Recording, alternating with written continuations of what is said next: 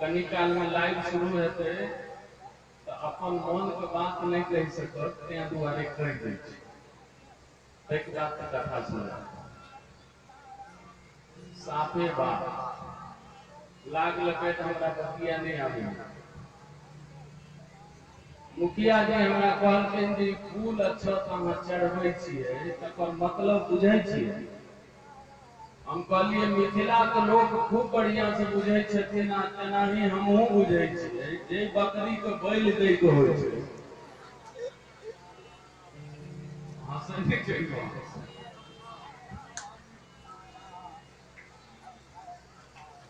अब हमरा नहीं बेसी बुझा आबैत है तो कोनो बात नहीं। हम कहलिए वही भावे अहाँ के फूल अक्षत चढ़ायल जा रहल है। आ बकरी के पूजा में हम माला पहिराबे तो नहीं देखलिए, लेकिन हम वैसा आगू बढ़ के मालो पहिरे दिए।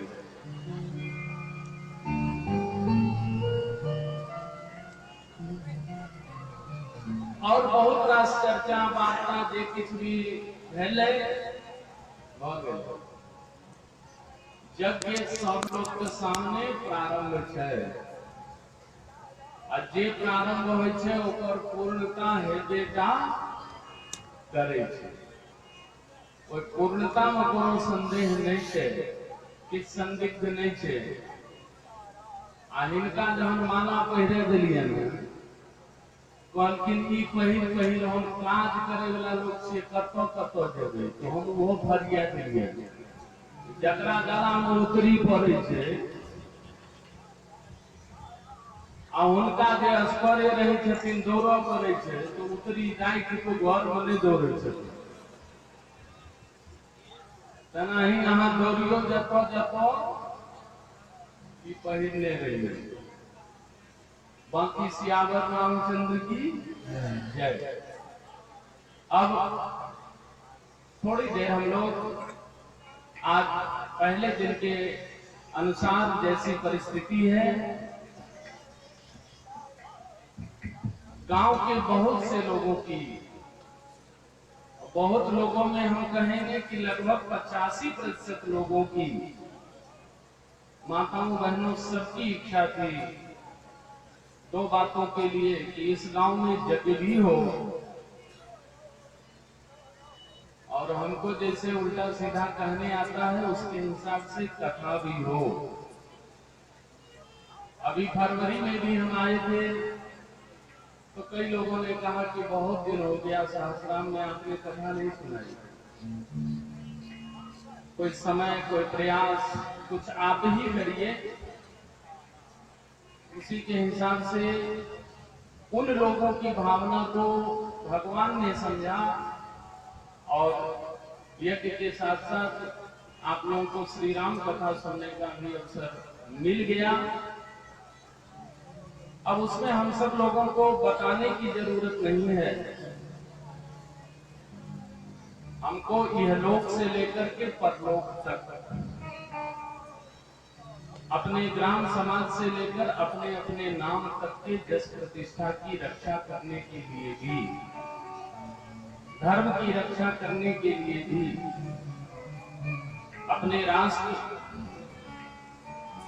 और अपने हिंदू संस्कृति की रक्षा करने के लिए भी यज्ञ सबका मूल है। और इसी के शाखा पल्लव रूप में यज्ञ में ज्ञान, कर्म और उपासना 3 कांड हैं। तो ज्ञान, कर्म कांड और उसके बाद भक्ति, उपासना, ये तीनों हमारे वेद से निकले हुए हमारे मानव जीवन के कल्याण के लिए, मानव जीवन को सुखपूर्वक जीने के लिए, यह लोक के सुख को भी अच्छी प्रकार से प्राप्त करने के लिए, और आगे सब लोगों को मालूम है। मैं एक बात दोहराया करता हूं हर हमेशा कि जानते सब लोग हैं लेकिन मानते कोई नहीं है। जन्म जिनका हुआ है उनकी मृत्यु निश्चित है। आज तक कोई इस धराधाम पर रहा हो इसका कोई प्रमाण नहीं है। जानते सब लोग हैं। बलि विक्रम बेन दधीच गए और पार्थ गए दिन भारत खाना, जंग जुड़े दुर्योधन गए जाके 64 कोस में छत्र बिताना। और धरा के प्रमाण यह है तुलसी, जो खरा सो झरा, जो बरा सो बुताना। धरा के प्रमाण यह है तुलसी, जो खरा सो झरा, जो बरा सो बुताना। तो इस संसार में संसार के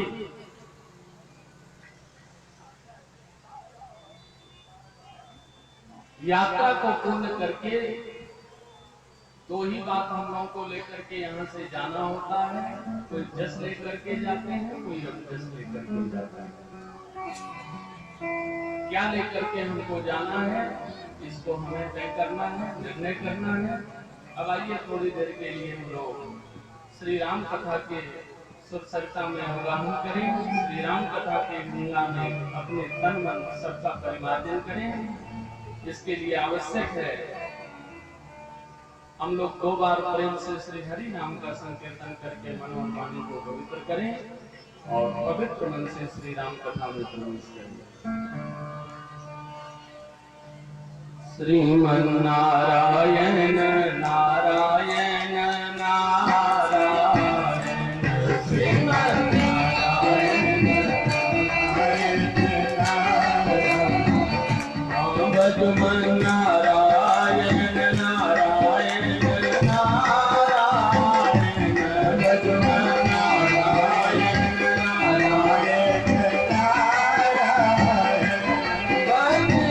नारायण नारायण,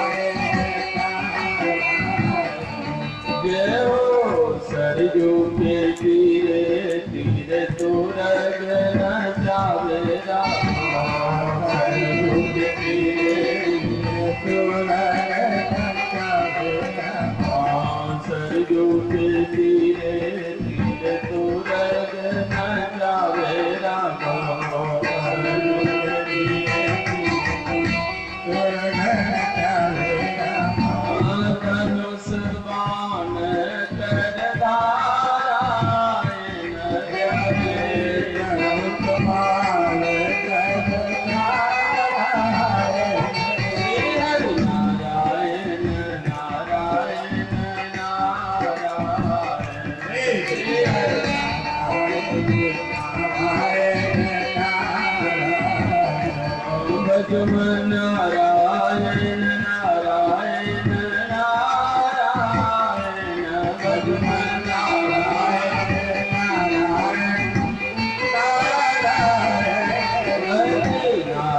नारायण नारायण नारायण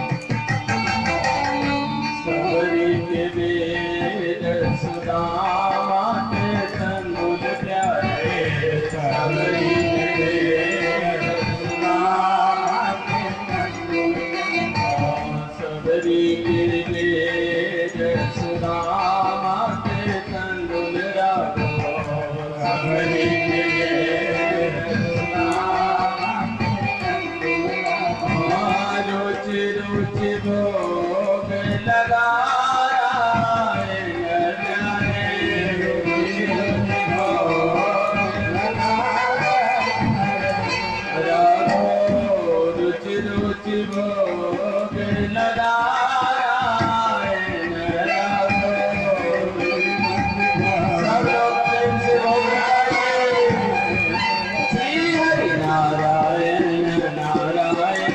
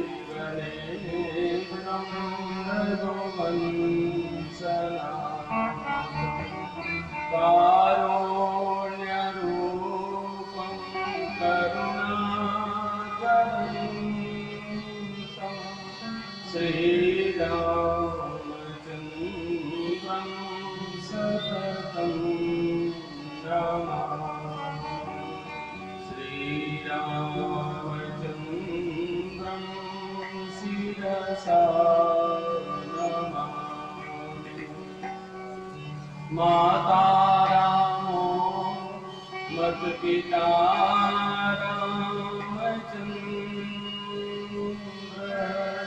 स्वामी रामो मत सखा रामचंद्र सर्वस्व मे रामचंद्रो दया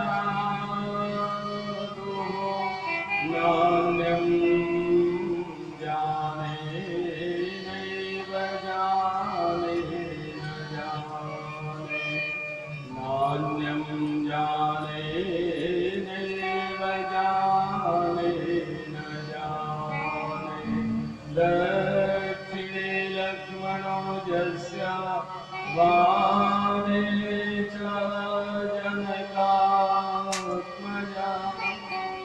दूतो मारुतिर्यस्य तं वन्दे रघुनन्दनं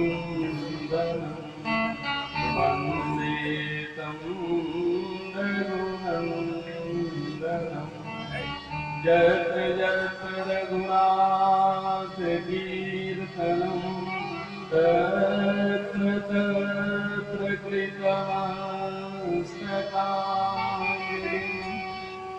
वास्तवारि परिपूर्णलोचनं मारुतिं नमत राक्षसान्तकं गुरुर्ब्रह्मा गुरुर्विष्णु गुरुर्देवो महेश्वरः गुरुर्साक्षात् परब्रह्मा गुरुर्वे नमः तस्मै श्री गुरवे नमः श्री सीतानाथ समारंभां रामानन्दार्यमध्यमाम्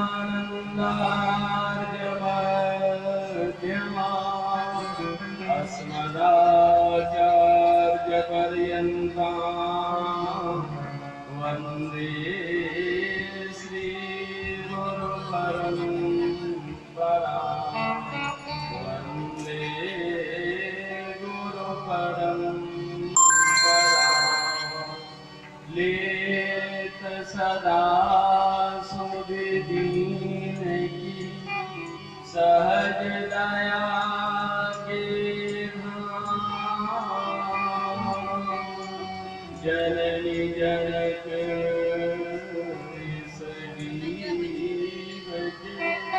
प्रिय श्री सीताराम प्रिय श्री राधे श्याम प्रेम से बोलिए जुगल सरकार की जय। परम श्रद्धेय इस सहस्राम ग्राम और सहस्राम धाम में उपस्थित इस श्री सीताराम महायज्ञ के आयोजन के प्रथम सूत्रधार मिथिला धाम के परम संत महामंडलेश्वर धेरुक धाम के घाटेश्वर पूज्य चरण श्री अवध किशोर दास जी महाराज, उनकी प्रेरणा और सहयोग से जिन्होंने सबसे पहले इस यज्ञ का नाम लिया, उनके नाम में ही भूषण जुड़ा हुआ है। ऐसे श्री राम भूषण जी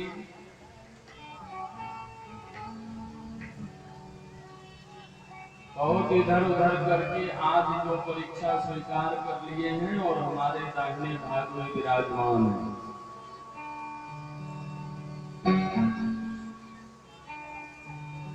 वयोवृद्ध भी हैं, ज्ञान वृद्ध भी हैं, अनुभव वृद्ध भी हैं। इसलिए हम सभी लोग मिलकर के, हम भी अपने आप को उसमें शामिल करते हैं, हम सभी लोगों ने मिलकर के इनको श्री सीताराम महायज्ञ का जो अध्यक्ष चुना है, ऐसे परम श्रद्धेय मुखिया श्री वीरेंद्र चौधरी जी और इस संपूर्ण ग्राम, आसपास के ग्राम और क्षेत्र के जिन लोगों का भी इस यज्ञ में एक क्षण के लिए समय का दान है और एक क्षण के लिए भी धन का दान है, उन सभी लोगों की उपस्थिति को यहाँ पर मानकर इस श्री सीताराम महायज्ञ में जहाँ यज्ञ नारायण भगवान का आवाहन हो चुका है और आज अग्नि स्थापन भी हो गया, ऐसा सुंदर मुहूर्त मिला है। नहीं तो दूसरे दिन तीसरे दिन अग्नि स्थापन का मुहूर्त मिलता है और तब देवताओं का हवन प्रारंभ होता है। हवन का अर्थ है देवताओं का आहार। और जग में जब तक हवन नहीं शुरू होता है तब तक पूरा पूरा रौनक आता नहीं है। तो आज प्रथम दिवस में ही अग्निवास भी मिल गया, अग्नि स्थापन हो गया और देवताओं के पूजन के साथ साथ हवन का कार्य भी प्रारंभ हो गया। हमारे अवध धाम के भजनानंदी संतों में जिनकी बड़ी श्रद्धा है, सम्मान है और जिनको बड़े आदर के दृष्टि से अवध धाम में भजन करने वाले संतों में गिना जाता है। अपनी कुटिया और अहंथी महंथी छोड़ करके जो लोग अवध धाम में ही विरक्त होने के बाद दोबारा विरक्त बन करके सरयू किनारे एक झोपड़ी में अपने नियम से 24 घंटे में कभी एक बार और कभी 48 घंटे 3 दिन 4 दिन में एक बार अन्न का आहार करके जो केवल भगवत नाम का जप करते हैं और हमारे ऊपर जिनकी बहुत बड़ी कृपा है, ऐसे परम श्रद्धेय पूज्य चरण अवध धाम के गौरव श्री हनुमान बली शरण जी महाराज की हम लोगों के बीच में विराजमान है। अनेक अनेक परम पूज्य संतों का आगमन इस सहस्राम के धराधाम पर बार बार होते ही रहता है। इस यज्ञ में भी ऐसे परम पावन संतों का दर्शन होते रहेगा। तो अब यह जो यज्ञ है उस यज्ञ के कुछ विज्ञान, जिस यज्ञ से मानव को मानव कल्याण का मार्ग प्राप्त होता है, आज केवल संक्षेप में और सूत्र में केवल हम लोग यज्ञ के कुछ अंगों के बारे में विचार करेंगे। यज्ञ 3 प्रकार के कर्म से सिद्ध माना जाता है। उसमें सबसे पहले है देव पूजा, उसके बाद संगतिकरण, तीसरे नंबर पर है दानेषु यज्ञ, जिसमें देवताओं का अच्छे प्रकार से पूजन किया जाए, जिसमें अच्छे प्रकार से संगतिकरण किया जाए और जिसमें अच्छे प्रकार से दान दिया जाए। यह 3 कर्म जब ठीक ठीक प्रकार से संपन्न होता है तब जाकर के वह यज्ञ पूर्ण होता है। और जो कार्य पूर्ण होता है उसी पूर्ण कार्य का पूर्ण फल भी प्राप्त होता। बस जानते सब लोग हैं लेकिन मानते कोई नहीं। तो देव पूजा, संगतिकरण, दानेषु यज्ञः। अब केवल एक पक्ष पर हम लोग विचार करेंगे। ये जो देव पूजा है आज पूरे संसार में भी, भारतवर्ष में और भारतवर्ष में भी हम समझते हैं कि इस सहस्राम जैसे ग्राम में भी लोगों के मन में ये बात आता है और लोग उसको व्यक्त भी करते हैं कि हम लोग देवताओं का पूजन, चाहे हम लोग भगवान का पूजन या जिस किसी भी नाम से हम लोग उनको जानते और मानते हैं, उनकी पूजा तो हम लोग अच्छे प्रकार से करते हैं, लेकिन उस पूजा का जो सही सही फल मिलना चाहिए वो फल हम लोगों को प्राप्त होता नहीं। तो पहली बात बताएं, इस संसार में ही और भारत देश में पूजा तो केवल इसी देश में होता है और जगह वो पूजा का कोई विधान नहीं है। अन्य धर्म मत मजहब को मानने वाले जो लोग हैं वो मूर्ति को तो मानते हैं लेकिन मूर्ति की पूजा तो नहीं मानते। ईसा मसीह की मूर्ति लोग नहीं रखते हैं क्या?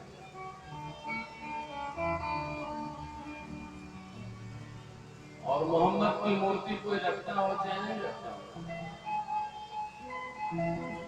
लेकिन काबा और मक्का का फोटो हर मुसलमान के घर में भी जरूर मिलता है। वो फोटो क्या है? जब नहीं मानते। और आज मैं पहले ही दिन एक बात आप लोगों से कहना चाहूंगा। देश में कहीं भी मैं कथा करता हूं तो मैं एक बात जरूर कह दिया करता हूं, और जो हमारी कथा में आपको मिलेगा कि और लोग और कथा व्यास जो है कथा कहकर सुनाना पसंद करते हैं और मैं कथा को प्रत्यक्ष लोगों को दिखा देना पसंद करता हूँ। और देखना चाहे आप लोग तो प्रत्यक्ष में मैं आपको भगवान भी दिखा सकता हूँ।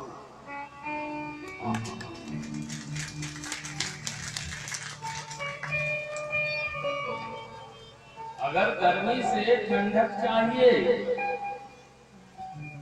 पंखे की हवा में ठंडक नहीं है तो कूलर से। अब कूलर में ठंडक नहीं है तो एयर कंडीशनर से ठंडी मिल जाएगी कि नहीं?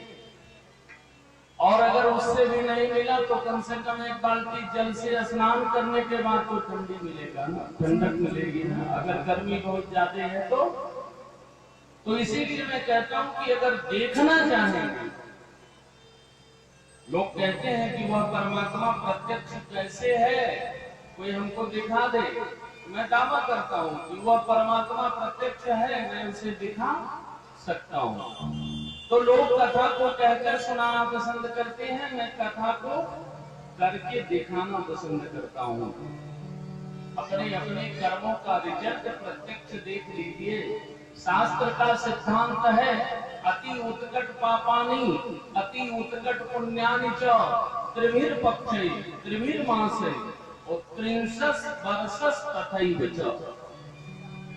अच्छे से किया हुआ जो पुण्य, अच्छे से और अच्छे से किया हुआ जो पाप, दुविधा वाला काम कभी सिद्ध नहीं होता।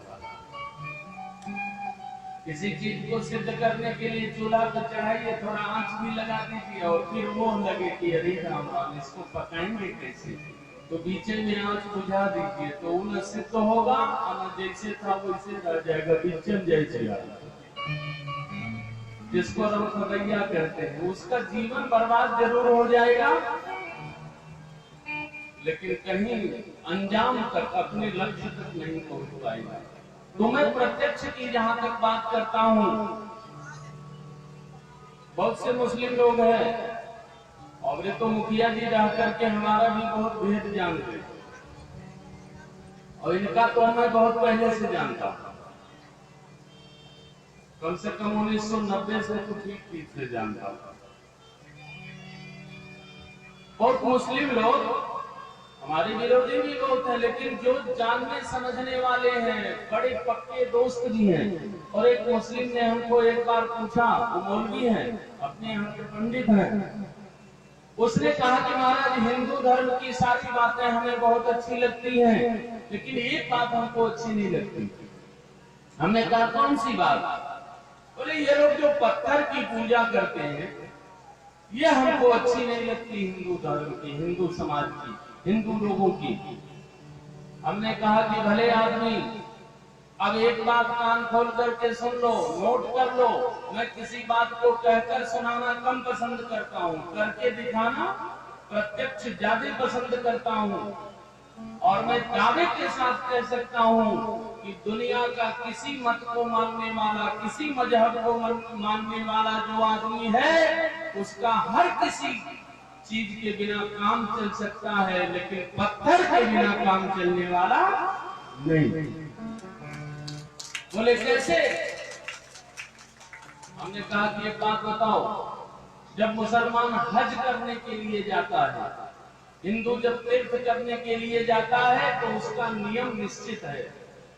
अगर वो तीर्थ किसी पवित्र नदी के किनारे है तो पहले नदी में स्नान करता है, वहां पर अगर कोई देवता है तो पहले उनका पूजन करता है, उसके बाद अगर कहीं उसकी परिक्रमा निश्चित है तो उसकी परिक्रमा करता है, उसके बाद वहां संत महात्मा ज्ञानी विज्ञानियों से सत्संग करके कुछ ज्ञान को प्राप्त करता है। ये 4 चीजें जो करता है उसी को माना जाता है कि इन्होंने ठीक तीर्थ यात्रा किया। तो तुम लोग जब हज करने के लिए जाते हो तो कौन सा ऐसा काम करते हो कि जिस काम को कर लेने के बाद तुम्हारा हज करना पूरा माना जाता है? उसने कहा हमारा 4 काम तो हम लोगों को भी करना पड़ता है। हमने कहा कौन सा? बोले वो मक्का की जो मस्जिद है, उस मस्जिद की परिक्रमा, जिसको जियारत बोलते हैं। हर हज करने वाले को जियारत करना अनिवार्य है। हमने कहा चलो बड़ी अच्छी बात। नंबर 1। नंबर 2, बोले वहां पर एक पत्थर है, संगे अश्वत्थ उसको बोलते हैं, जो हमारे भगवान शंकर है। कहे कि एक पत्थर है, उस पत्थर को चूमना पड़ता है। वो चूमते जो है घिस गया है, तो उस पर चांदी का कवर लगा दिया गया। और चूमना जो है सट करके अब रोक दिया गया है। हमारे यहाँ भी बहुत जगह भोलेनाथ तो छूते छूते घिस गए। देवघर में भी चांदी का कैद लगा दिया। अब मिथिला में तो है भगवान, इतना प्रेम है मिथिला वासियों का, भगवान को और कुछ चढ़ाएंगे चाहे नहीं चढ़ाएंगे, लेकिन उनके पैर पर पानी जरूर चढ़ाएंगे। अचार को इलायची दाना जरूर रखेंगे। पानी से अगर पैर नहीं सड़ा तो इलायची दाना के बहाने चूंटी जो है ना भगवान के पैर खोद खोद के सब खा गया। कहीं भी देख लीजिए, मैं सच्ची बात बता, अपने घर की बात है इसलिए साफ साफ बता।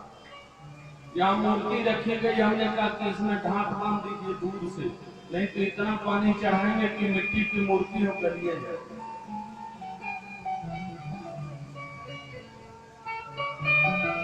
हर हज करने वाला मुसलमान पहले मक्का के मस्जिद की जियारत करता है, फिर संगे असवद को चूमता है। उसके बाद जैसे हम लोग गंगा जी को पवित्र मानते हैं, उन लोगों के लिए नदी है जिसको आप जमजम बोलते हैं, वहां के पानी को चरणामृत की भांति थोड़ा सा पीता भी है और अपने घर लाने के लिए भरता भी है। और चौथा काम जो है वह अराफात के मैदान में मुंडन कराकर सफेद कपड़ा पहन करके बैठ करके उसके बाद कलमा पढ़ता है, फातिहा पढ़ता है, और वहां पर एक शैतानी पत्थर है, जिस पत्थर के ऊपर एक पत्थर जब तक हर हज करने वाला नहीं मार देता है तब तक हज पूरा नहीं माना जाता है।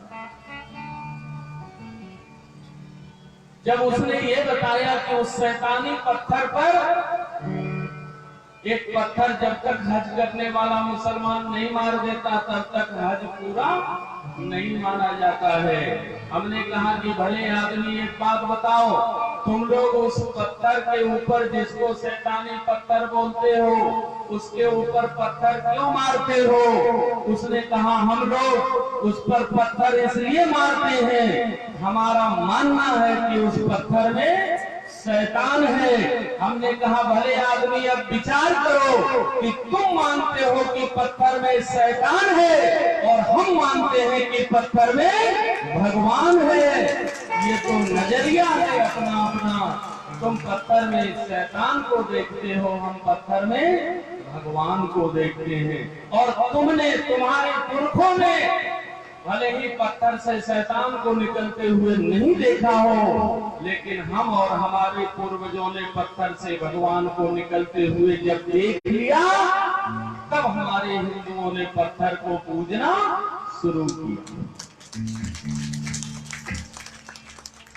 हमारे हिंदू धर्म का हर सिद्धांत वैज्ञानिक है, विज्ञान की कसौटी पर कसा हुआ है।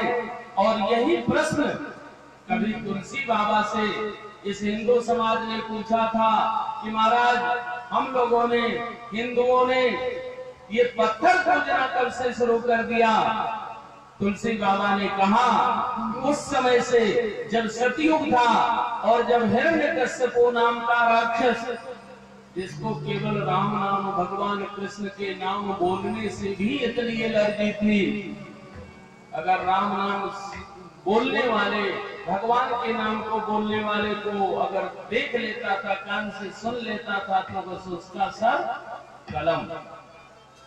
और ये काम अगर उसका अपना बेटा कर रहा था तो उसको भी मारने के लिए एक प्रयास हिरण्यकश्यप ने छोड़ा नहीं। आप सब लोगों को मालूम है। और अंतिम में जब उससे भी प्रहलाद जी नहीं मरे तो अपने हाथ से अपने बेटे का वध करने के लिए झपट करके प्रहलाद का जब केस पकड़ लिया हिरण्यकश्यप ने, तलवार निकाली, तुलसी बाबा ने कहा काढ़ कृपान कृपान कहूं पितु काल कराल बिलो कि न भाजे। राम कहां? बोले सब ठाव है, खंभ में? बोले हाँ। और हाँ सुने हाँ कंग के हरि गाजे, और प्रीति प्रतीति बढ़ी तुलसी, तब से सब पाहन पूजन लागे। प्रीति प्रतीति बढ़ी तुलसी, तब से सब पाहन पूजन लागे। जब गाढ़ कृपाण प्रहलाद जी को आग में जलाया गया, उससे नहीं जले। प्रहलाद जी को पानी में डुबाया गया, उसमें नहीं डूबे। प्रहलाद जी को हाथी से कुचलवाने का प्रयास किया गया, हाथी ने कुचला नहीं। बड़े बड़े विषधर सांपों से डसवाने का प्रयास किया गया, बड़ी ऊंची ऊंची पर्वत की चोटियों से प्रहलाद जी को फेंक दिया गया, गिराया गया।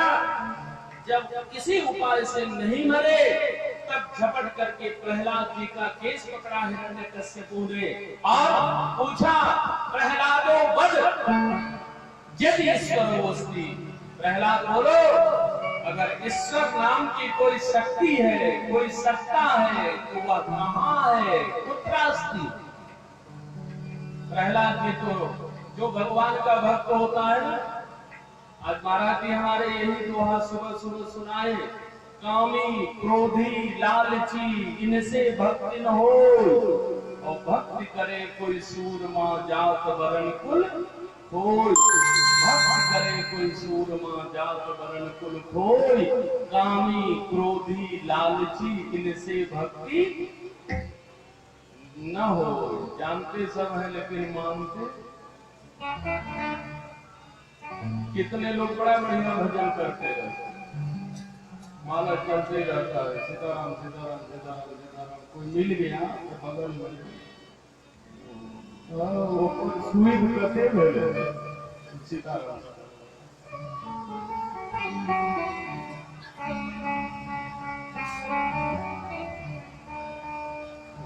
आत्मा आता है और दिमाग कहाँ चल रहा है, मन कहाँ है, ध्यान कहाँ है? धन में। प्रहलाद जी से पूछा हिरण्यकश्यपु ने, प्रहलादो वद यदि ईश्वरो अस्ति। प्रहलाद बोलो, अगर ईश्वर नाम की कोई शक्ति है, कोई सत्ता है, तो वह कहाँ है? कुत्रास्ति। प्रहलाद जी हंस करके बोले कि पापा, पापा माने समझते हैं ना आप लोग? पापा माने जो डबल पापी हो, वही पापा नहीं। पापा माने जो बहुते पापी हो। आपका गांव संस्कृत के पंडितों का भी गांव है, बहुत अच्छे अच्छे विद्वान संस्कृत के इसी सहस्राम में पूछ लीजिएगा। पाप शब्द का बहुवचन में रूप बनता है पापः पापौ पापा। पापी माने डबल का, पापा माने डबल पापी नहीं, जो बहुत पापी हो। बहुले से बहुवचनम व्याकरण में एक सूत्र है, उससे पाप शब्द बनता है जब, और बहुवचन में बनता है पापी। पापा पापो पापा, मुखिया जी को मालूम क्या ना है, कुछ सुना। पापा, पापा माने बहुते पापी थे। अरे तुम पूछते हो, कभी प्रश्न का उत्तर प्रश्न से ही मिल जाता है। प्रहलाद जी ने कहा कि पिताजी आप पूछते हो कि वह ईश्वर कहाँ है, और मैं अगर आपसे पूछूं कि वह ईश्वर कहाँ नहीं है।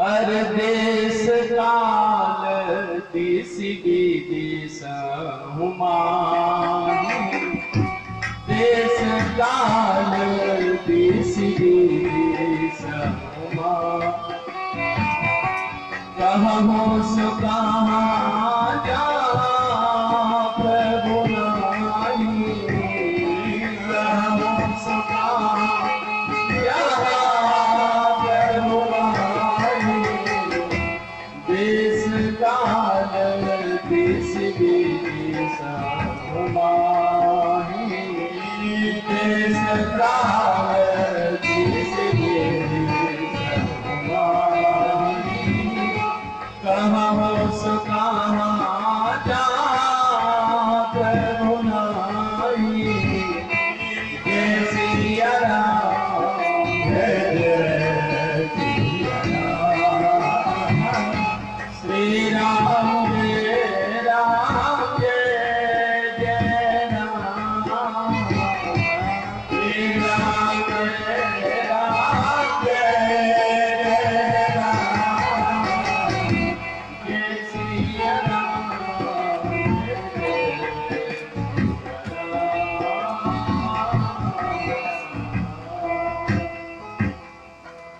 प्रहलाद जी ने कहा कि पिताजी आप पूछते हो कि वह परमात्मा कहाँ है, और मैं आपसे पूछूं देश काल दिश विदिशहु पाही, और कहूं सो कहां जहां प्रभु नहीं।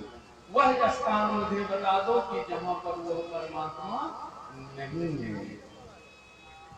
वो पापी था, क्रोध में अंधा हो रहा था।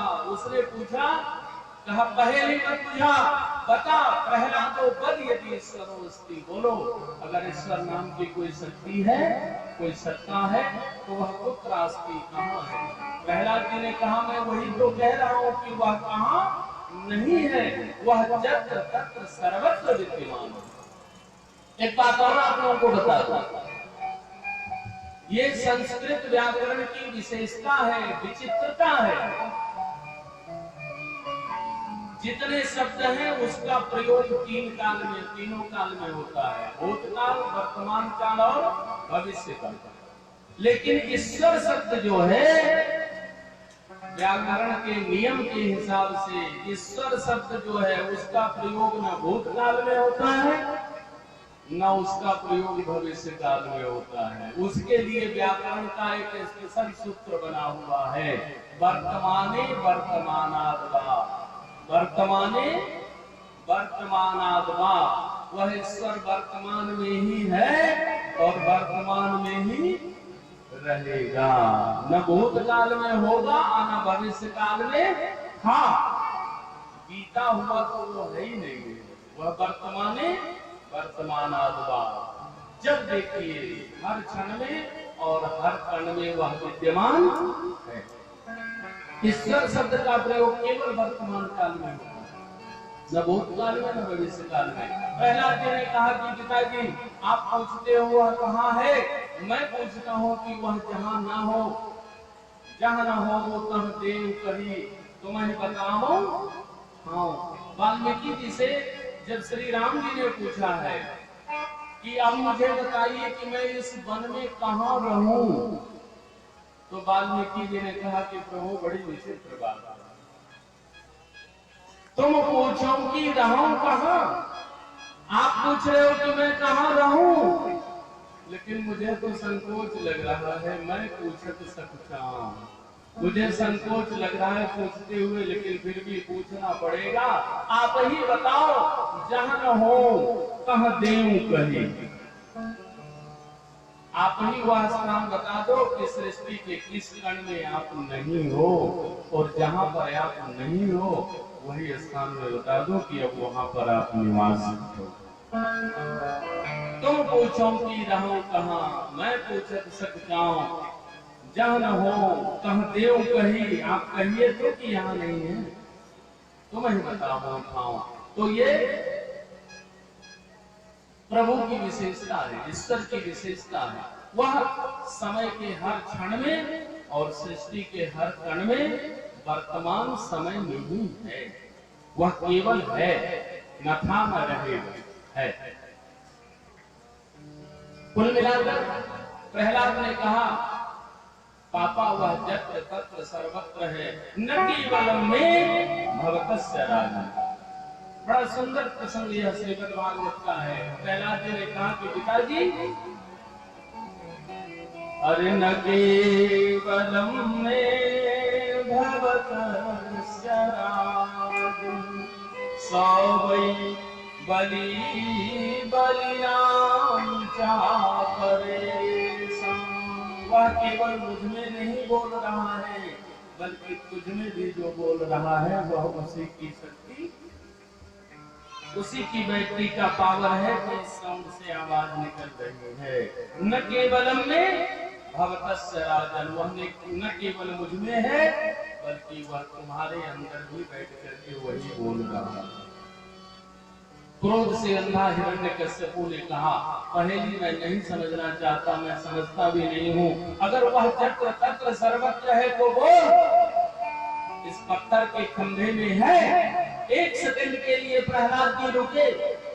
अगर मैं बोल देता हूँ कि इस खंभे में भगवान है और अगर भगवान प्रकट नहीं हुए तो हमारी बात झूठी हो जाए, कोई बात नहीं, लेकिन आज के बाद लोगों का भगवान पर से भरोसा उठ जाएगा।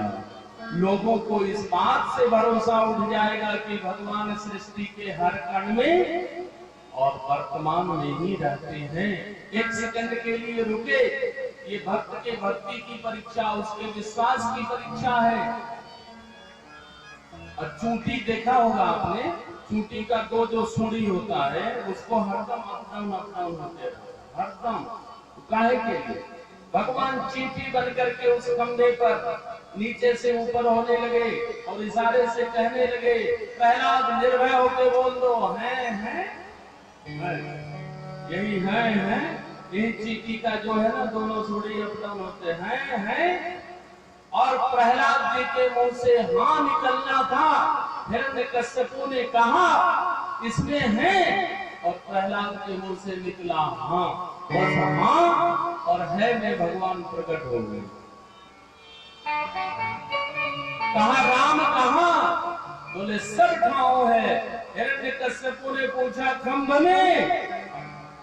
भगवान को खंभे में बैठकर प्रहलाद के मुंह से हाँ निकलने का इंतजार ही कर रहे थे। और हाँ सुने हाँ कर के हरि गाजे, और प्रीति प्रतीति बढ़ी तुलसी तब से सब पावन पूजन। इसके पहले पत्थर की पूजा नहीं करता था, हिंदू समाज भी नहीं करता था, लेकिन जब प्रहलाद जी ने हाँ कहा और पत्थर का खंभा तड़तड़ा करके फटा, और फटने के बाद विचित्र वेश में कराल दर्शन करवाल चक्षुषा खंभे को फाड़ करके नरसिंह भगवान जब वैद विदार भय विकराल, ऐसा विचित्र और विकराल वेश भगवान का आज के पहले किसी ने देखा नहीं था। कहे प्रहलाद के अनुरागे, और प्रीति प्रतीति बढ़ी तुलसी तब से सब पावन पूजन। हमने कहा हमारे हिंदुओं ने, हमारे हिंदू के पूर्वजों ने पहले पत्थर से भगवान को निकाल करके देख लिया, उनका दर्शन कर लिया और तब विश्वास किया, और उसके बाद हिंदू समाज पत्थर को पूजने लगा। हमारे तुम्हारे नजरिया में यही अंतर है। तुम पत्थर में शैतान को मानते हो तो शैतान को भले ही निकलते नहीं देखा हो, लेकिन हम लोगों ने पत्थर से भगवान को निकलते हुए देखा है, तब हम लोग पत्थर की पूजा करते हैं। तो ये विज्ञान है, हमारे वेद का विज्ञान है, और वेद का विज्ञान बताता है कि हम सब लोगों को देवताओं का पूजन अच्छे प्रकार से अगर किया जाए, करते हैं हम सब लोग, तो उसका फल जरूर मिलता है। लेकिन जिस प्रकार से करना चाहिए वैसे करेंगे तभी न मिलेगा। दूध को गरमाने के बाद उसमें अगर चीनी डालेंगे तो मीठा होगा ना, और थोड़ा सा खटाई डाल देंगे तब दूध ही नहीं रहेगा, तो मीठा खट्टा होने का कोई सवाल ही नहीं रहेगा। तो क्रिया में अगर विपर्जय हुआ, जो करना चाहिए वैसा नहीं किया गया, तो उसकी सिद्धि नहीं होगी। आजकल होता क्या है, देवताओं के नाम पर लोग क्या क्या कर रहे हैं। कले मुखिया जी से हमने कहा कि हमारा भारत देश ऐसा है कि इंसान को कौन कहे, भगवान का भी तबीयत ठीक कर देता है, और कर दिया। मैया कौशल्या जी ने जब राम जी को निरुत्तर कर दिया, भगवान जब आए तो आप लोगों को मालूम है 16 वर्ष की अवस्था, सशंख चक्रम सकिरीट कुंडलम सकीत वस्त्रम सरसी रोहितनम भय प्रकट कृपाला दीन दयाला कौशल्या हितकारी, और माता जी अद्भुत रूप निहारी। वो अद्भुत रूप क्या था? भूषण वनमाला, नयन विशाला, शोभा सिंधु। 16 वर्ष की अवस्था है श्री राम जी की, और एकदम चतुर्भुज रूप में सशंख चक्रम संकरीट कुंडलम। मैया ने प्रणाम किया, और प्रणाम करने के बाद पूछा कि श्रीमान जी, इस समय हमारे महल में ये महिलाओं के रहने का स्थान है, इसकी कुछ मर्यादा है, कुछ नियम है। जो कोई आता है सूचना समाचार दे करके आता है। आप किसके परमिशन से यहाँ आए?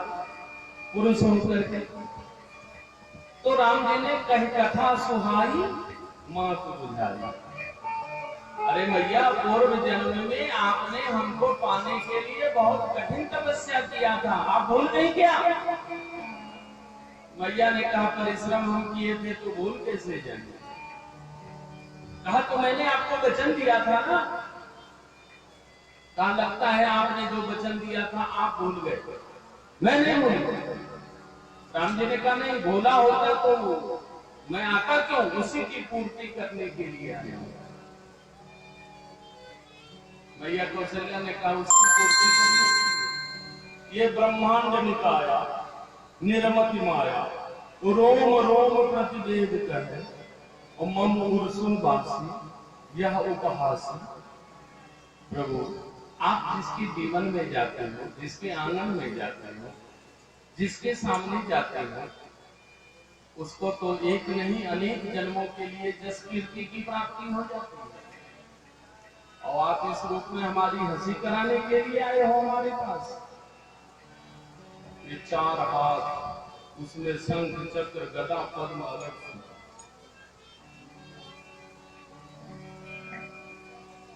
सोयरी घर जो होता है, जहाँ बच्चे का जन्म होता है, माताओं बहनों के लिए प्रतिबंध नहीं रहता।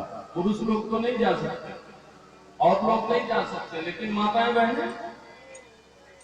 कहा भी तुरंत अयोध्या घर में हल्ला होगा कि मैया कौशल्या जी के यहाँ पुत्र रत्न की प्राप्ति हुई है, बेटे का जन्म हुआ है। वो माताएं बहनें आएंगी और आएंगे तो जब आपका ये 16 वर्ष की अवस्था, हट्टा कट्टा मोटा ताजा और चार हाथ अलग से।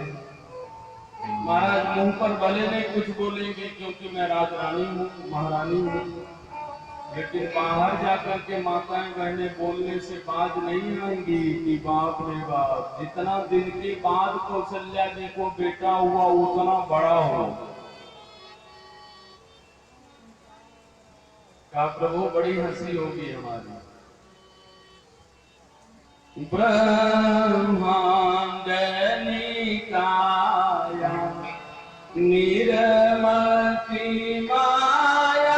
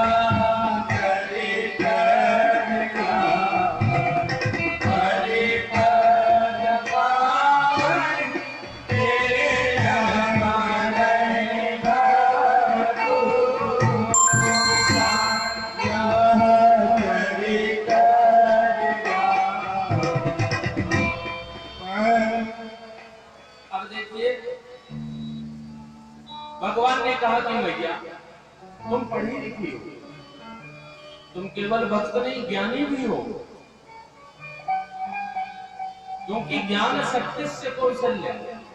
देखिए भगवान प्रकट कहां पर होते हैं, इस परिस्थिति पर भी विचार करना चाहिए।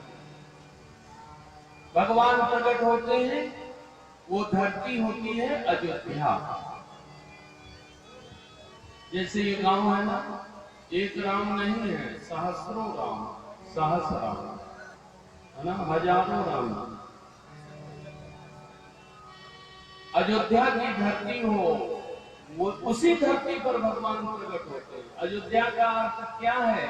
नौ युद्धम विद्यते यत्र तत्र नाम अयोध्या। जहां पर किसी प्रकार का युद्ध, ये हमारा मन जो है ना, ये हमारा शरीर जो है ना, इसमें 5 ज्ञान और 5 कर्म इंद्रिय है। यहाँ पर हरदम युद्ध चलते रहता है। मन कहता है ये करो, बुद्धि कहती है ये मत करो, चित्त कहता है कि इसको चित्त में बसाओ, तो मन कहता है नहीं, इसको बाहर निकालो। हमारा मन जब अयोध्या हो जाए, मन का सारा द्वंद्व युद्ध न युद्धम विद्यते यत्र, तो उस मन के धरातल पर फिर श्री राम जी का अवतार होता है। तो अयोध्या हो, फिर किसके घर में अवतार होता है? बोले दशरथ। दशरथ माने क्या?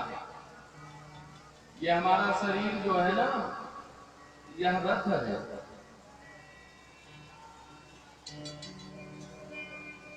इस रथ को दौड़ाता कौन है, चलाता कौन है? बोले ये मन इसका सारथी है।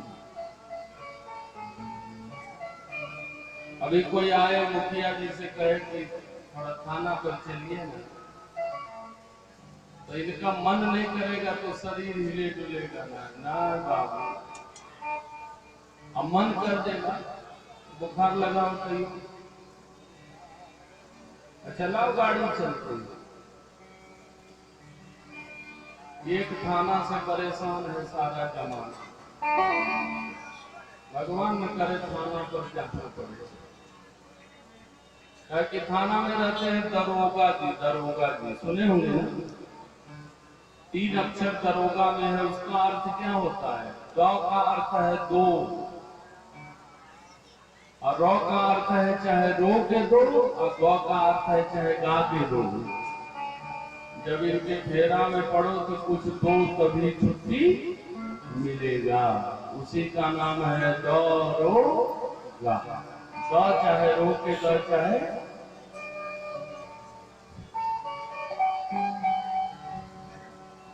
क्या पता में सब रिकॉर्डिंग हो रही है, कोई दरोगा सुन लेगा तो हमारे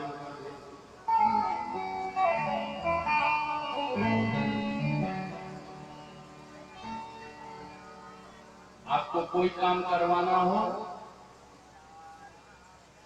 पुलिस से करवा सकते हैं, पैसा होना चाहिए। पी से पुलिस, पी से पैसा।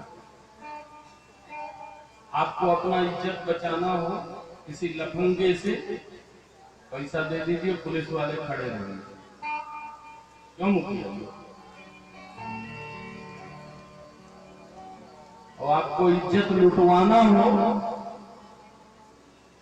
पुलिस वाले को एक सही बात बोल दीजिए, आपकी इज्जत खराब कर देगा। 4 को बात बोल के इज्जत बचाना हो, तभी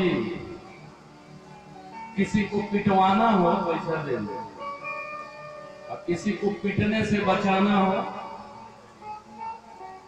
किसी को पकड़वाना हो पैसा दे दीजिए, पकड़ लेगी। अब पकड़े हुए को छुड़ाना हो, सब उद्धार पुलिस में। बोलो सियावर रामचंद्र की।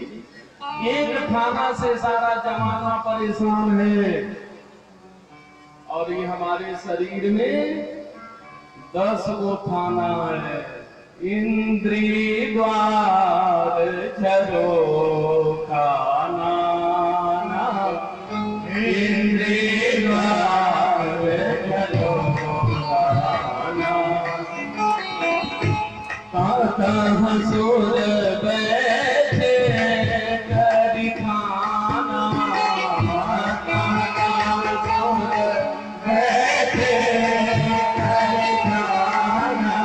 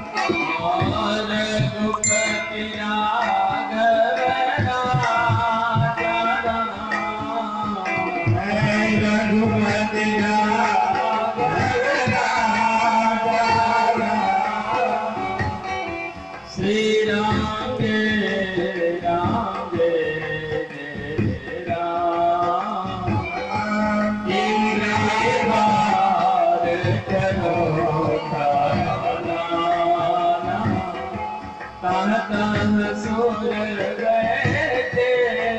करनाना, कहाँ सुर बैठे करनाना, जय सिया राम जय सिया राम। इंद्री द्वार झरोखा नाना, कहाँ कहाँ सुर बैठे कर।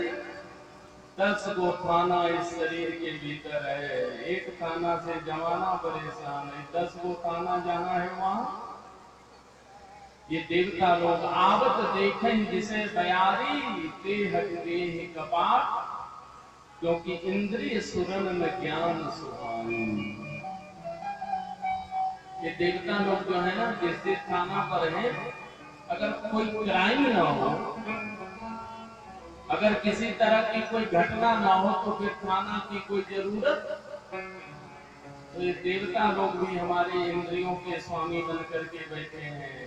आंख के सूर्य भगवान, मन के चंद्रमा, बुद्धि के ब्रह्मा, हाथ के इंद्र, पैर के भगवान विष्णु। रुपया इतना चीज है, लक्ष्मी महारानी इतनी बढ़िया चीज है कि उसके लिए आदमी हर कर्म कर लेता है। उसको तो कपार पर रखना चाहिए, पैर पर क्यों रखते हैं? इसीलिए रखते हैं कि लक्ष्मी महारानी को भगवान के पास पैर के देवता भगवान विष्णु है, इसलिए रुपया पैरे पर रखा जाता है, लक्ष्मी को पैर ही पर रखा जाता है। चीज तो इतना बढ़िया है, खोपड़ी सवार तो खोपड़ी पे होता है, लेकिन रंग का। तो ये देवता लोग जो खाना बना करके बैठे हैं, अगर इनका काम वहां ना हो, आंख अगर सुंदर रूप देखने का लालची न बना रहे, तो आंख के देवता का खाना चलने वाला। मन अगर इधर उधर भटकता ना रहे, तो फिर मन के देवता का खाना चलने वाला नहीं है। कान अगर सुंदर सुंदर, आजकल तो ऐसा ऐसा भजन निकला है भगवान, और नौजवान के लिए तो और हमारी बहनों के लिए एक से माई बाबू जी के बात न सुहाना, और सुनला पर पीठ लगेगा।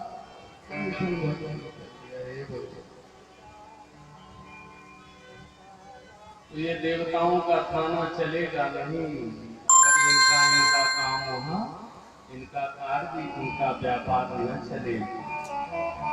अगर हमारी आंख किसी सुंदर रूप को देखना है, तो भगवान से सुंदर कौन है? अगर हमारे कान किसी सुंदर बात को सुनना है, तो भगवान के नाम और भजन से लेकर के, भगवान की कथा से लेकर के शांति प्रदान करने वाला, मन को प्रसन्न करने वाला दूसरा विषय कौन है? लेकिन नहीं, कुछ लोगों को जब तक दूसरे की निंदा चुगली न सुन ले, तो कान को संतोष नहीं होता। आज तो कुछ सुने ही नहीं, आज तो किसी की निंदा नहीं सुने। तो कान को अगर केवल भगवान और भगवान की कथा पसंद आए, आंख को केवल भगवान का रूप पसंद आए, वाणी को अगर केवल भगवान का नाम, भगवान का गुणानुवाद, भगवत चर्चा पसंद आए, इस सब थानेदारों का काम बंद हो जाएगा। तो ये थानेदार लोग इसी प्रकार का काम करते हैं। कहने का अभिप्राय ये है कि आज जो देवता है, देव पूजा है, देव पूजा का एक सबसे साधारण सामान्य नियम है, देवम भूत्वा देवाम यजेत। देवता का पूजन करना हो, सबसे पहले अपने अंदर देवता के गुण को धारण कीजिए, और तब देवता का पूजन करने के लिए चलिए। उस देवता के पूजा का फल जरूर मिलेगा। देवता पवित्रता के विषय, हमारे मन में भगवान के प्रति बहुत प्रेम रहता है। कहीं हम लोग यात्रा के लिए चलते हैं, भगवान का मंदिर दिखता है, मन बहुत करता है कि चल के भगवान का दर्शन कर लें, लेकिन चौखट तक जाते जाते पैर इसलिए रुक जाता है कि अभी हमने स्नान ध्यान किया नहीं है। अगाध प्रेम होते हुए भी जिस गुण को साथ लेकर के देवता के समक्ष जाना चाहिए, देवताओं के सामने जाना चाहिए, वो गुण हमारे अंदर अगर थोड़ा सा भी नहीं है तो मन के हिसाब से पैर चलता तो है लेकिन फिर रुक जाता है। शरीर हमारा अभी पवित्र नहीं है, इसलिए चौखट के बाहर से ही प्रणाम करके वापस हो जाते हैं। स्नान ध्यान करके आएंगे, फिर भगवान की पूजा करेंगे। ये बात जानते सब है लेकिन मानते जल्दी कोई नहीं है। तो देवता सबसे पहली बात है कि पवित्रता के विषय है। हम जब देवताओं की पूजा करने के लिए चले, हम मन को, हम अपने तन को, और सबसे बड़ी बात है कि अपनी भावना पवित्र करना। और मन जब पवित्र हो गया तो जीवन की सारी समस्या, तब तो हमारे द्वारा जो भी कार्य होगा वो सब पवित्र ही होगा। लेकिन यही नहीं हो पाता है। कुंभ नहाने के लिए इस बार कितने लोग गए? हर हर गंगे। सबके मन में विश्वास है गंगा जी नहा लिए। एक आदमी से हमने पूछा कि आप कुंभ नहा करके आ रहे हैं श्रीमान, क्या विश्वास लेकर लौट रहे हैं? बोले महाराज जी, इस विश्वास के साथ कुंभ नहा के लौटा हूँ कि अब तक हमने जीवन में जो पाप किए, गंगा स्नान करने से सारे पाप धो ले। हमने कहा आगे? आगे नया खाता कल से खुलेगा, फिर जितना पाप करेंगे अगले कुंभ में जाकर के धोएंगे। ऐसा नहीं होने वाला है। किसी कवि ने बड़ी अच्छी बात कही कि नाम दिल से हरि का लिया जो नहीं, तो खाक चंदन लगाने से क्या फायदा। नाम दिल से हरि का,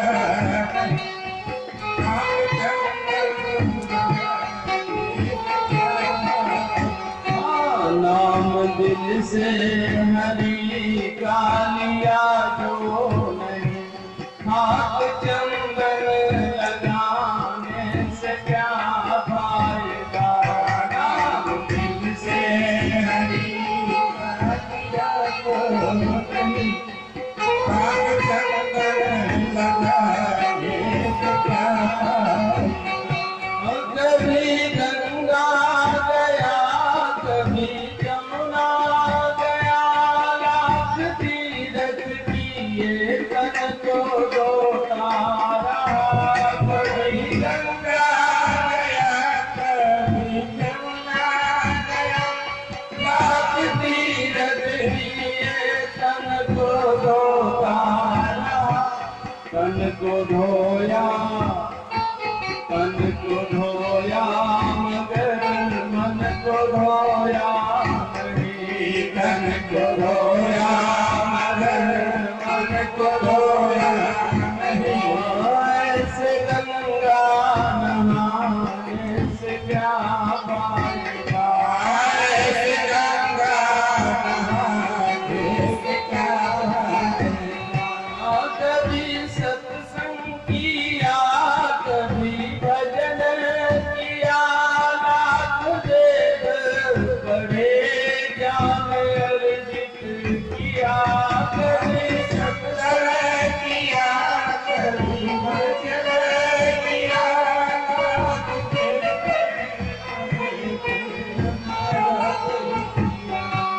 कभी सत्संग किया, कभी भजन किया, लाख वेद पढ़े, ज्ञान अर्जित किया।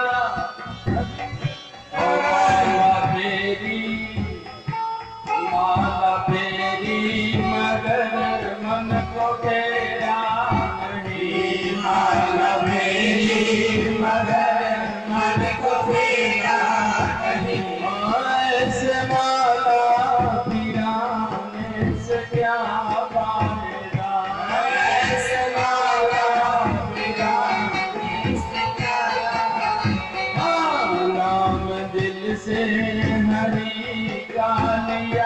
हो नहीं ना, दिल से हरि का लिया जो राम चंद्र लगाने से क्या पाएगा, राम चंद्र लगाने से क्या पाएगा।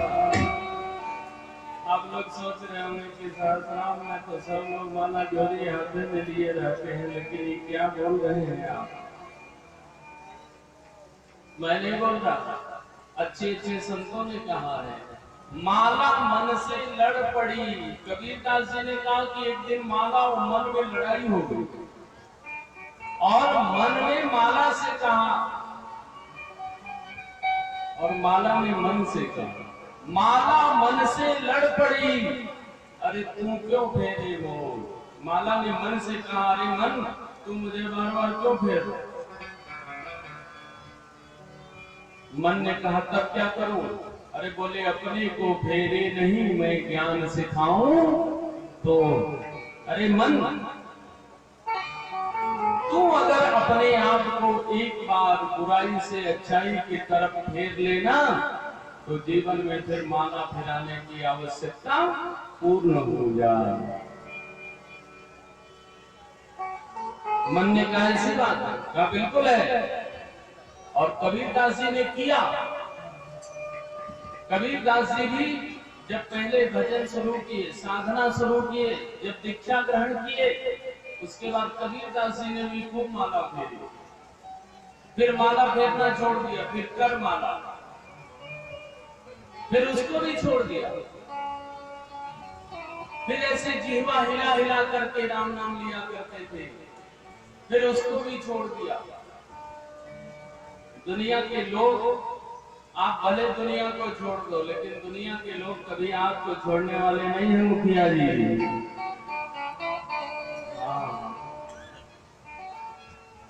मुखिया जी तो कहती है हम गांव में छोड़ के भाग जाएंगे। हमने कहा चलिए न, जाएंगे कहां? जहां जाइएगा वहीं पाइएगा। अजीत उठ करे अब कहां जाएंगे, कोई गुंजाइश नहीं। तो दुनिया के लोग, आप भले दुनिया को छोड़ दो, दुनिया के लोगों की तरफ देखना छोड़ दो, उनके बारे में सोचना छोड़ दो, बोलना छोड़ दो, लेकिन दुनिया के लोग आपको कभी छोड़ेंगे नहीं।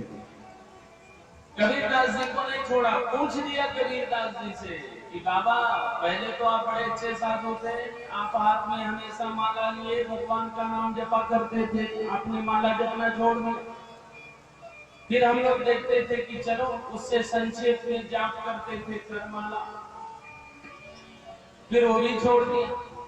उसके बाद देखा कि आपकी जीवा हिलती रहती थी, तो हम लोग तो यही सोचते थे कि जीवा से केवल आप नाम जप कर रहे हो।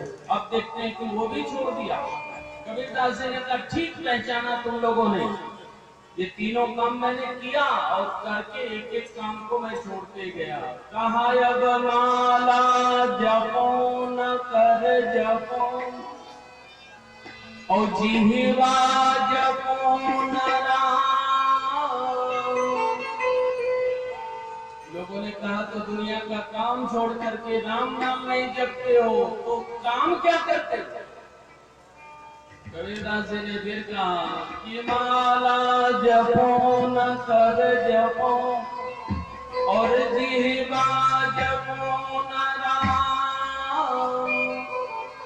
अब सुमिरन मेरा हरि करे और मैं पावा विश्राम। बोलो भक्तवत्सल भगवान की। कहा जीवन में माला फेरने की या कर माला पर जाप करने की या जिह्वा से जाप करने की जो सिद्धि है, जितना करना चाहिए उतना मैंने कर लिया और उसका फल भी पा लिया। भगवान का नाम जपने का अर्थ है जब तक भगवान का नाम जपे तब तक भगवान के रूप का भी स्मरण होते रहना चाहिए, तब जपते सिद्धि होती है। एक ही मंत्र और बहुत से नियम है। लेकिन जिनका नाम जपे उनका ध्यान भी तद्भाव भावी होकर के। कबीरदास जी ने कहा कि अब माला जपो न कर जपो और जिह्वा जपो न राम। क्यों बाबा? बोले सुमिरन मेरा हरि करे अब मैं पावा विश्राम। मैं जब तक जप किया तब तक उसका स्मरण किया, उसको याद भी किया और उसका फल ये मिला कि मैंने जब निरंतर उसका स्मरण किया तो अब वो निरंतर हमारा स्मरण करने लगे।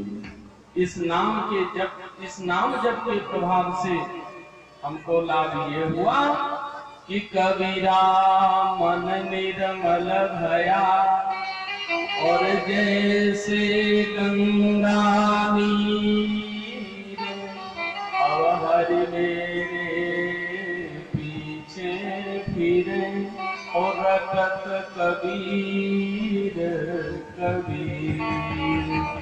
इस नाम जप का फल ये है कि हमारा मन सभी प्रकार के मल से निर्मल हो गया। जैसे गंगा जी का जल कबीरा मन पावन भया, कबीरा मन निर्मल भया जैसे गंगा नीर और अब हरि मेरे पीछे फिरे रटत कबीर। अभी तक मैं राम जी का नाम जपता था, अब राम जी कबीर कबीर जपते मेरे पीछे घूम रहे हैं, तो अब हमें जप करने की क्या आवश्यकता है? तो जप करें और उसकी सिद्धि नहीं है, उसका फल हमें प्राप्त हो जाए, इसी जीवन में प्राप्त हो जाए। नहीं तो ये होगा कि केवल अभ्यास हो रहा है और अभ्यास इसलिए हो रहा है कि अंते जामति सागति, अंत में जैसी मति रहती है वैसी गति प्राप्त होती है। अंत में अगर उस भगवान का स्मरण हो गया, उनका नाम जिह्वा पर आ गया, तो रामायण कहता है जाकर नाम मद मुक्या, जाकर नाम मद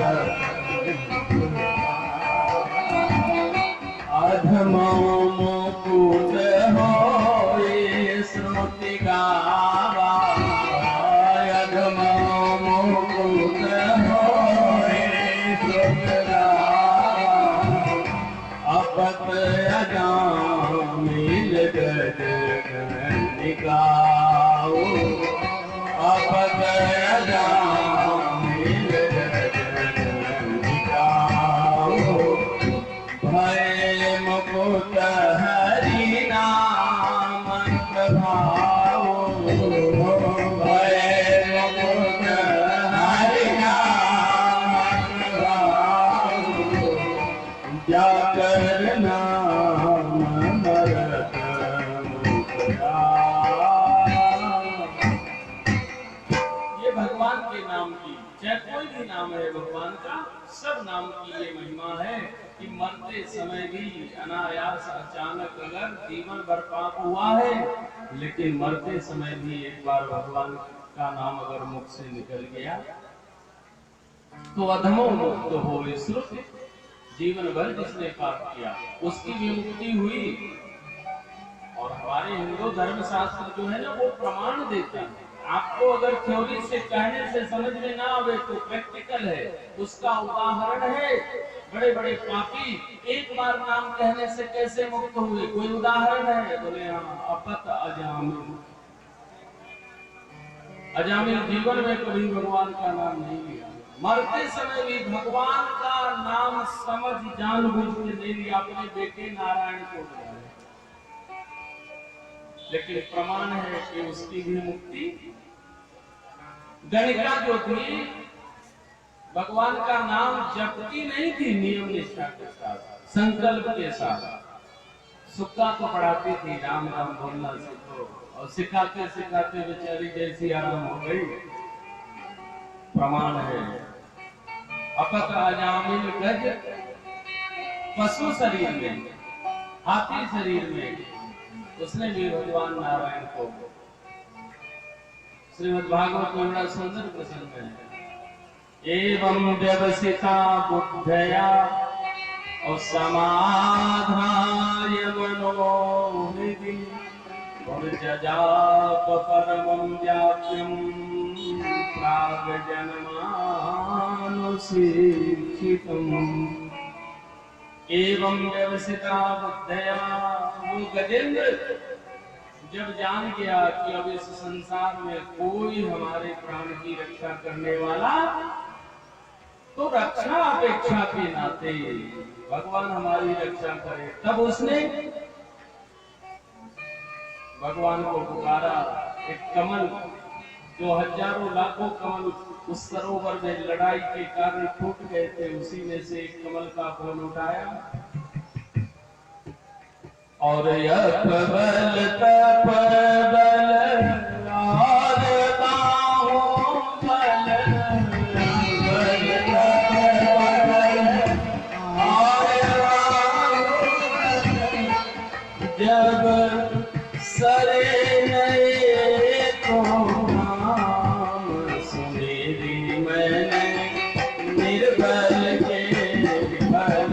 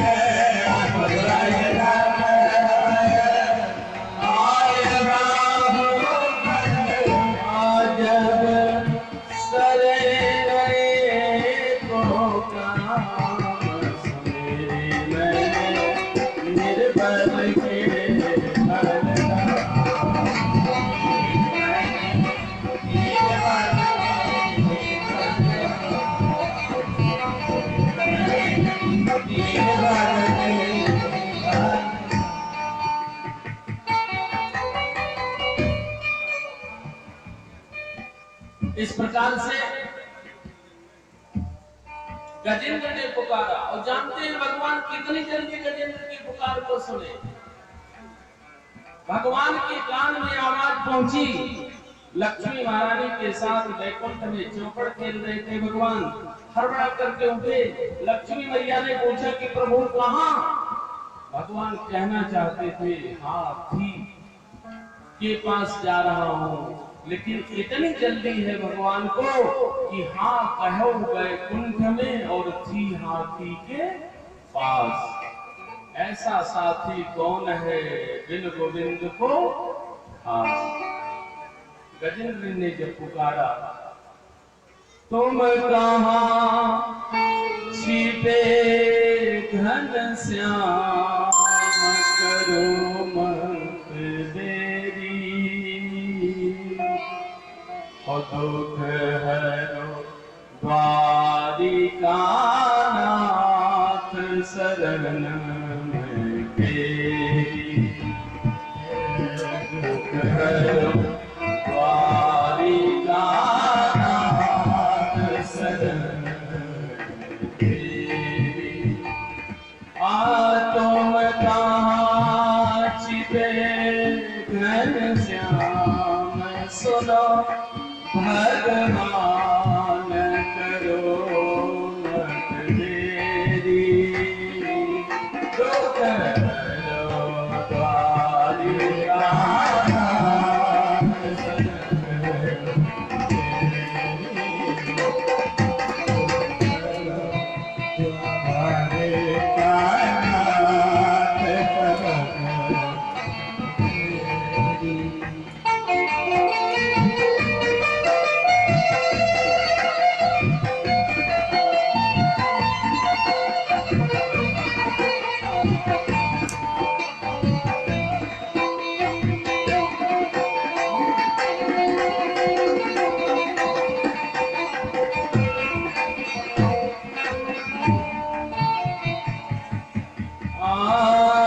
तुम न सुनोगे तो मैं किसको अपनी व्यथा सुनाऊं।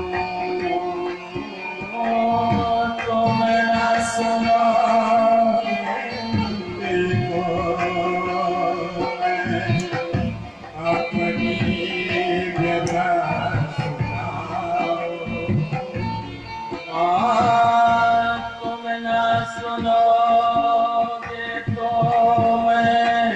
किसको अपनी व्यथा सुनाऊं, द्वार किसके जाकर भगवन अपना शीस झुकाऊं, द्वार किसके जाकर भगवन अपना शीस झुकाऊं। तुम बनो नहीं अनजान, सुनो घनश्याम करो मत देरी, द्वारिका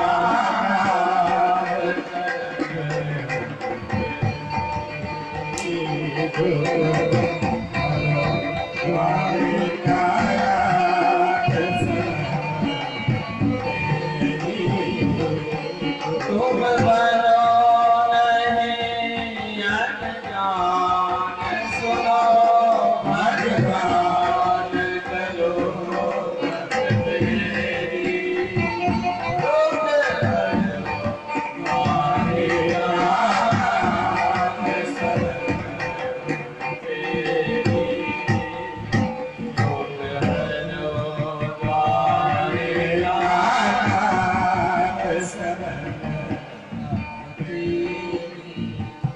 अगर सुदामा होता तो मैं दौड़ द्वारिका आता, अगर सुदामा होता मैं दौड़ द्वारिका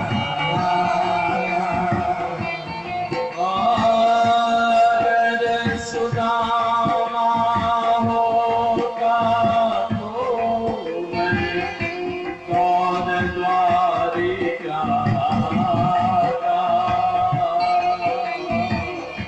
पाँव आंसुओं से धोकर मैं अपनी व्यथा सुनाता,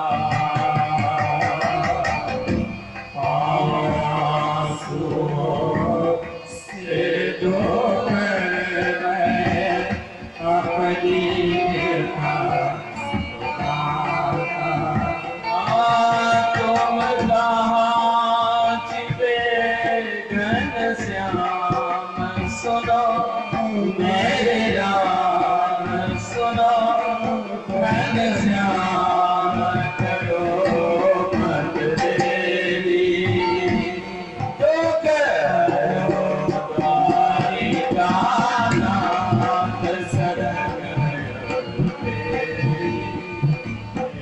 तुम बनो नहीं अनजान, सुनो भगवान, सुनो भगवान करो मत देरी,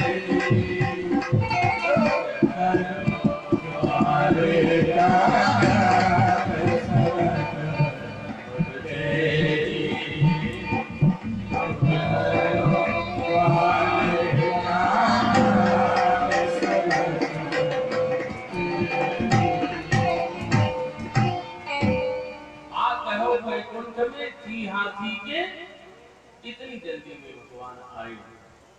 कहने का अभिप्राय कि अंतिम समय में जाकर नाम मर्तमुख आवा और अधमो मुक्त हो, श्रुत पुण्यात्माओं की बात नहीं है, ये दुरात्माओं की बात है, पापात्माओं की बात है। दवा के गुण की चर्चा जब होती है तो किसी स्वस्थ आदमी के लिए नहीं, बुखार की दवा किसको फायदा किया? तो मुखिया जी को बुखार ही नहीं लगा है तो इनकी चर्चा होगी। ये भगवान के नाम ने जिन जिन लोगों का कल्याण किया, जिनको फायदा पहुंचाया, जिनका कल्याण कभी होने वाला अपत अजामिल गज गनिकाओ भय मुकुट हरिराम। और किन्हीं पुण्यात्मा की चर्चा थोड़ी, सब पापात्माओं की चर्चा। क्योंकि दवा की परीक्षा तब, उसके फायदा नुकसान की तुलना तब जब वो किसी बीमार को फायदा पहुंचाए। जो बीमार है नहीं तो उसके लिए दवा की चर्चा ही नहीं। इसलिए हम लोग जिस कर्म को कर रहे हैं उस कर्म की पूर्णतया सिद्धि हो, उसके लिए आवश्यक है देव पूजा, संगतिकरण, दानेशु यज्ञ, जिसमें अच्छे प्रकार से देवताओं का ठीक ठीक प्रकार से पूजन हो। तो देवताओं के पूजन का बस सबसे पहला और अंतिम नियम और संपूर्ण नियम यही है, देवम भूत्वा देवाम यज्ञ। देवता का पूजन करने के लिए चलिए, उसके पहले देवता के गुण को अपने अंदर धारण कर लीजिए। आप जब स्वयं देवता हो जाएंगे तब देवता की पूजा करेंगे, फिर दानवता कहीं बीच में रहेगी ही नहीं। और मनुष्य मानव जन्य जो दुर्गुण है, दुर्विकार है, इच्छाएं, लालसाएं, ईर्ष्या, द्वेष, द्वंद्व है, जब देवता हो जाएंगे तो सबको अपने समाप्त हो जाएंगे। मानव जन्य जो बाधाएं हैं, जो तृष्णाएं हैं, जो ईर्ष्याएं हैं, अपने आप समाप्त हो जाएंगी। बस देवता के पूजन की केवल विधि जीवन में अपना लेने से। देवम भूत्वा देवाम यज्ञ। देवता बन जाइए, देवता बन करके देवता का पूजन करने के लिए चलिए, सारा विघ्न बाधा। और जब नवरात्रि आता है इस तरह भी पूजा हो, उधर हमको लगता है कि पंघत भी तैयार है। तो जो लोग पंघत पाने वाले हैं, हमारे पंडित प्रवर समाज के, संत समाज के, जो नाम संकीर्तन करने वाले हैं, जो नवान्न पारायण पाठ करने वाले हैं, और जो भी यहाँ पर आए हुए दूर से, चाहे यहाँ से भगवान का प्रसाद समझ करके, सब लोग जो भोजन करने के इच्छुक हो, एकदम भोग लग चुका है, वहाँ भोजन करने के लिए पधारें। एक नंबर देवम भूत्वा देवाम यज्ञ। देव पूजा के बाद संगतिकरण। संगतिकरण क्या है? बोले यही सत्संग। ये विसंगति जो हो गई जीवात्मा और परमात्मा के बीच में, ये परमात्मा का अंश ही जब उनसे दूर चला, बादल के कोख से जब जल का बूंद गिरता है एकदम स्वच्छ होता है, निर्मल होता है, लेकिन जैसे ही धरती पर गिरता है तो भूमि परत ढाबर पानी, जन जीवन माया लपटानी। माया में संसार से, मायापति से अलग होकर के आएंगे, माया तो लिपटेगी ही लिपटेगी। धूल में अगर गिरेंगे तो धूल तो लगेगा ही लगेगा, कीचड़ में गिरेंगे तो कीचड़ तो लगेगा ही लगेगा। इस संसार में आएंगे तो संसार की माया तो घेरेगी ही, लेकिन कीचड़ में गिर पड़े तो क्या उसी कीचड़ सने हुए शरीर से संसार का सब काम करते हैं? कीचड़ लगे हुए कपड़े से सब काम करते हैं? बहुत जल्दी रहती है कि सबसे पहला काम इस कीचड़ को धो के साफ करो, तब किसी दूसरे आदमी के सामने भी जाओ। ऐसे ही भगवान ने भेजा संसार में, हमारी परीक्षा करने के लिए भेजा। कभी कभी बच्चे को जानबूझ के लोग ऐसे थोड़ा सा कुछ मिट्टी ऐसे लगा देते हैं तो रोने लगता है, गंदा लगा दिया। तो ऐसे ही भगवान जो है ना, अपने इस संतान को यहाँ भेजते हैं और देखते हैं कि ये गंदगी में लिपटता है तो इसको कैसा लगता है, और अच्छा लग गया तो छोड़ देते हैं, इसी में लिखते रहो सियावर रामचंद्र की। तो इस मायामयी संसार में आए, इस माया से लिपटना स्वाभाविक है, लेकिन बिजली के तार से लिपट जाए तो फिर अंजाम क्या होता है सबको मालूम है।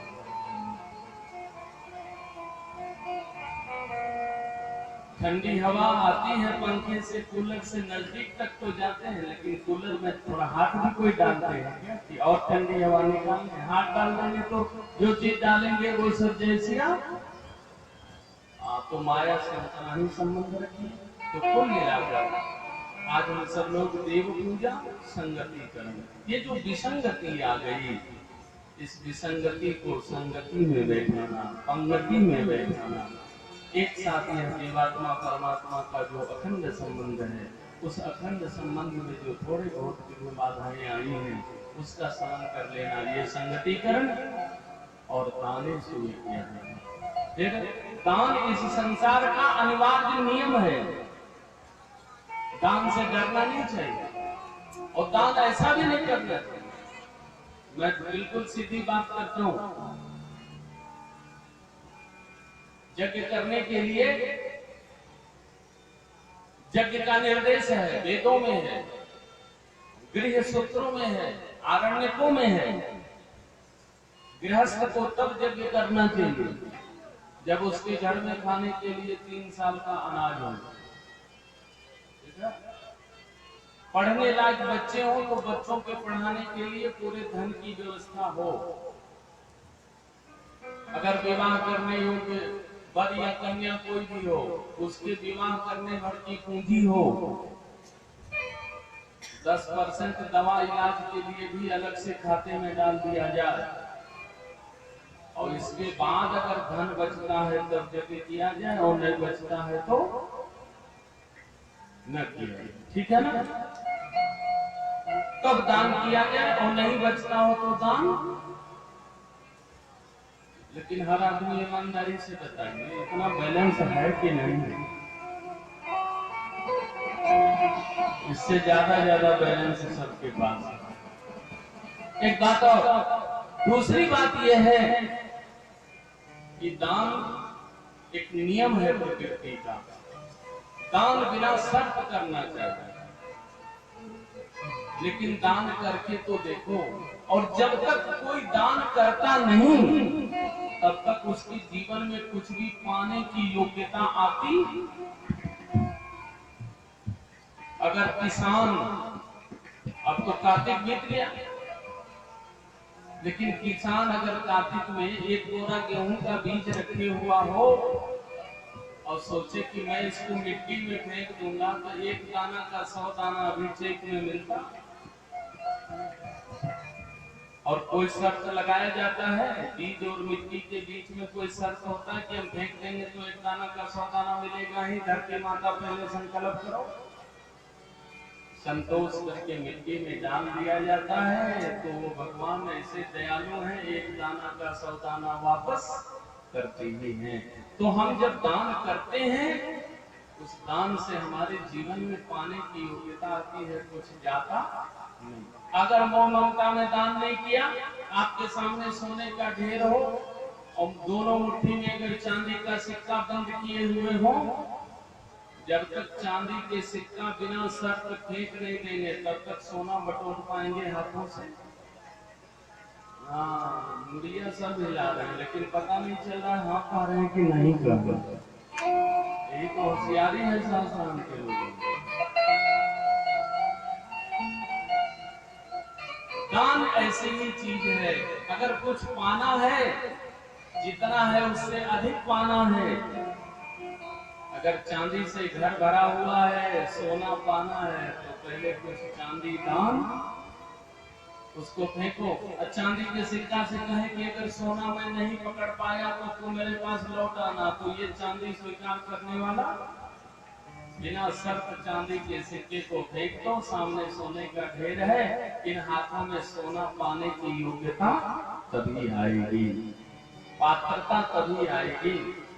और सोना का सिक्का दोनों मुट्ठी में बंद हो, हीरा मोती का ढेर हो, अगर सोना बिना शर्त के फेंक नहीं देंगे, छोड़ नहीं देंगे, त्याग नहीं देंगे, तब तक हीरा मोती बटोरने की योग्यता हमारे हाथों में नहीं आएगी।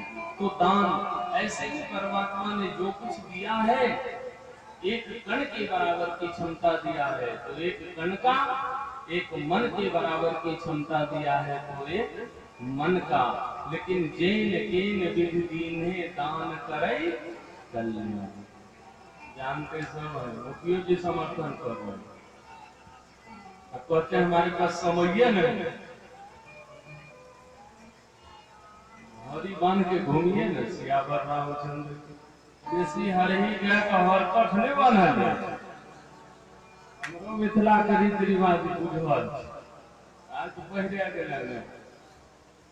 तो कुल मिलाकर आज समय परिस्थिति जिस प्रकार की है, हम सब लोगों को एक ही काम करना है कि ये जो प्रारंभ हुआ है यज्ञ, जिस यज्ञ के ये भी अंग है, नाम संकीर्तन भी, मानस का पारायण भी, कथा सुनने का अवसर भी, और इस कथा को समझने के लिए फिर भगवान की लीला का दर्शन करना, जिसको सुना उसको फिर आंखों से देख लेना और भी आनंद करता है। तो भगवान का नाम, रूप, लीला, धाम, ये उपासना के जो प्राण हैं चार, वो भी हमारे समक्ष उपस्थित है, उपलब्ध है। बड़ा स्वर्णिम अवसर है। पता नहीं जीवन की ये यात्रा कहाँ पर रुक जाए, कहाँ पूरी हो जाए, कहाँ अधूरी रह जाए। तो जीवन में जब धर्म अर्जन करने का अवसर मिले तो गृही देव के शेषो मृत्युना धर्म समाचरे, यह सोचकर कबीरा गर्भ न कीजिए काल गहे करके, न जाने कि तुम्हारी है क्या घर क्या परदेश, ये क्षणभंगुर जीवन की कलिका कल प्रात को जाने खिली न खिली। तो इस भाव से जब धर्म संग्रह करने का मौका मिले, एक एक क्षण अपना लगाकर धर्म का अध्ययन जरूर कर लेना चाहिए, क्योंकि धन केवल इस लोक तक काम आएगा, धर्म इस लोक से लेकर परलोक तक काम नहीं आएगा। बस आज इतना ही कहते हुए कथा की यात्रा को कल हम लोग एकदम 5 बजे से, या जब तक आरती यज्ञ मंडप में नहीं होती है तब तक, उसके तुरंत बाद कल से कथा प्रारंभ हो जाएगी। उसके बाद 9 बजे रात्रि तक कथा होना है। जितना दाई माई सब है तो सहस्राम है, अगर 6 बजे के पहले सब लोग भोजन कर ले तो ठीक, और नहीं तो चूड़ा दही, और नहीं तो उसके बाद हड़ताल, सियावर रामचंद्र की सब यही कथा सुने, यज्ञ के भंडारा में प्रसाद पावे, अपने अपने घर जाए, चूल्हा चौकी का हड़ताल हो जाए। लेकिन कथा के समय में और भी जो यहाँ धर्म कार्य करना है उस समय में किसी प्रकार का विलम्ब ना हो। हमको लगता है ये बात यहाँ दोबारे अब हमको बोलना नहीं पड़ेगा। अब जो प्रसंग जहाँ पर है वहीं पर विराम, और प्रेम से 2 बार भगवान का नाम। कल 6 बजे से सुना। सीताराम हनुमान सीताराम हनुमान, सीताराम हनुमान सीताराम हनुमान, सीताराम हनुमान सीता राम हनुमान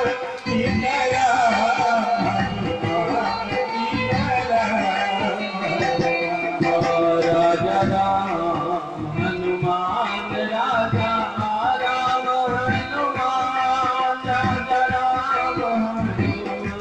राजा